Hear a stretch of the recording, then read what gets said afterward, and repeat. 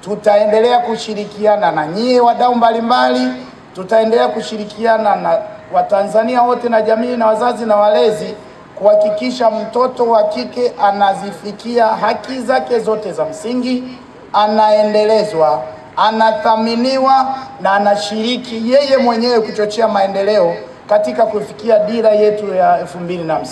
Ninajua zipo changamoto nyingi zimeelezwa, lakini niseme serikali ya awamu ya 6 inayoongozwa na Mheshimiwa Dr. Samia Suluhu Hassan tumekuwa tushirikiana na nyie na wengine ni mashahidi katika kuhakikisha tunaweka mifumo thabiti ya kumlinda mtoto wa kike popote hapa nchini. Msichana Initiative na kwa niaba ya taasisi zetu shiriki tunajivunia kushirikiana katika jitihada hizi za pamoja za kuunda nafasi ambapo wasichana wanaweza kujipanga, kujieleza na kuchukua hatua juu ya mambo yanayowahusu moja kwa moja. Tunaelekeza maadhimisho ya siku hii katika kuhimiza upatikanaji wa elimu na ujuzi kwa wasichana, jambo lenye mchango mkubwa katika kuhakikisha wasichana wanapata na kunufaika na fursa mbalimbali ikiwemo ajira.